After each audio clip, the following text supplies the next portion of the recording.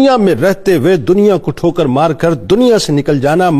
مگر جن کو اللہ تبارک و تعالی چاہے، وہ جن کو اللہ اپنا بنا لے، وہ جن کو اللہ اپنے راستے پر چلا دے، لہذا جو اہل بصیرت ہوتے ہیں وہ اپنے تلخ و شیریں تجربات سے بہت کچھ سیکھتے بھی ہیں اور سکھاتے بھی ہیں۔ انہی میں سے کچھ دنیا کے اسیر ہو جاتے ہیں اور کچھ اپنے من میں ڈوب کر زندگی کا سراغ پا جاتے ہیں اور زندگی کو مانند حباب یعنی بلبلے کی طرح سمجھتے ہیں اور دنیا کو ٹھوکر پر رکھا کرتے ہیں۔ وہ جانتے ہیں کہ زندگی دھوپ اور چھاؤں کی مانند ہے، زندگی کی شام ہوتے دیر نہیں لگتی، لہذا وہ حرص و ہوس کے جال میں پھنسنے سے پہلے ہی صداقت کی راہوں کے مسافر بن جایا کرتے ہیں۔ ناظرین کرام، امام الارض، مرشد خلق، مقتدائے قوم، پیشوائے امت، منبع فیوز و برکات، سید الاصفیاء، سرخیل صوفیاء، سلطان التارکین، برہان السالکین، مقرب بارگاہ رب العالمین، سلطان السالکین، مملکت دنیا کے تارک، سلطنت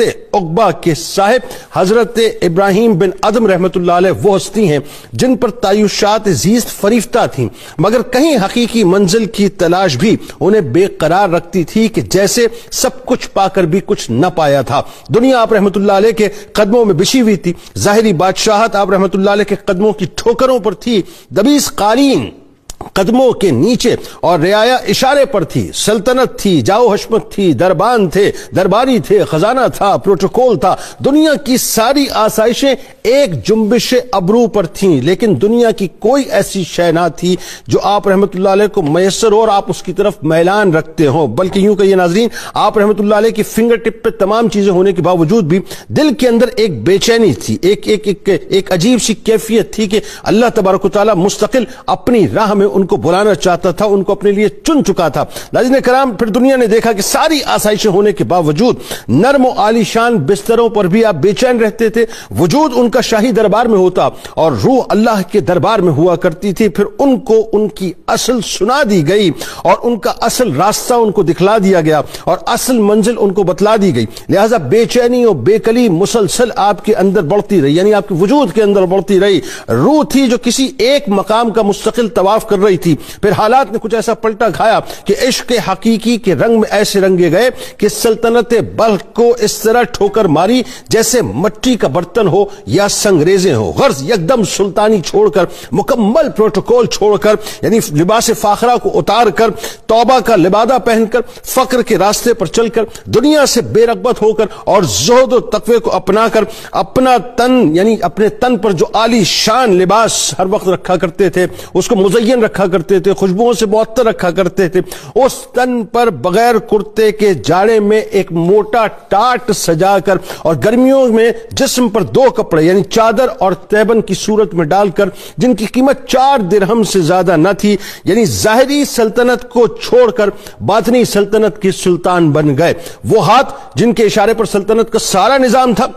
جن کی انگلیوں پر یوں کہیے کہ سارا نظام تھا، وہ ہاتھ کھیت کاٹ کر مزدوری کمانے میں لگ گئے۔ وہ جسم جو نرم بستروں کا عادی تھا وہ ہر وقت روزے رکھنے لگا اور راتوں کو قیام و نماز کے مزے لینے لگا، دنیا سے بے رغبت ہوئے اور سلوک کے راستے کے ایسے تاجدار بنے کہ پیران کبار، اولیاء نامدار، مشائخ اعظام اور صف اول کے اولیاء میں آپ شمار ہونے لگے۔ خود فرماتے ہیں کہ سمجھدار اور دانش مند انسان دنیا سے نکلنے سے پہلے دنیا سے نکل چکا ہوتا ہے۔ ناظرین کرام، حضرت ابراہیم بن ادم رحمت اللہ علیہ وہ ہستی ہیں کہ زمانے کے اولیاء جن کو اپنا امام مانتے ہیں، آپ رحمت اللہ علیہ کا شمار حضرت خواجہ فضیل بن ایاز رحمت اللہ علیہ کے اکابر خلفاء میں ہوتا ہے، اور پھر وہ مقام اور مرتبہ ملا کہ سید الطائفہ حضرت جنید بغدادی رحمت اللہ علیہ آپ کو مفاتیح العلوم پکارتے، امام اعظم امام ابو حنیفہ رحمت اللہ علیہ آپ کو سید العرفاء یعنی سیدنا کہہ کر پکارا کرتے تھے، حضرت داتا گنج بخش علی حجویری رحمت اللہ علیہ آپ کو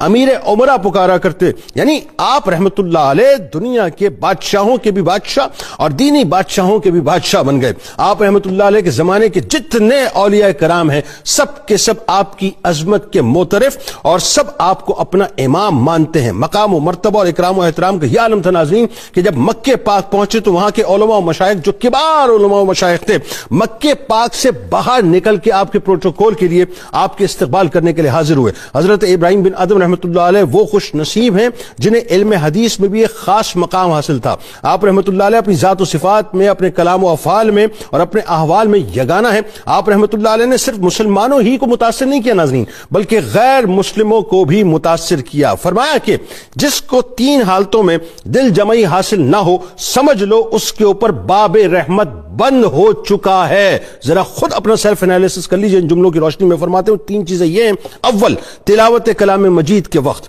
دوسری بات حالت نماز میں، اور تیسری بات ذکر و فکر اور شغل عبادت کے وقت.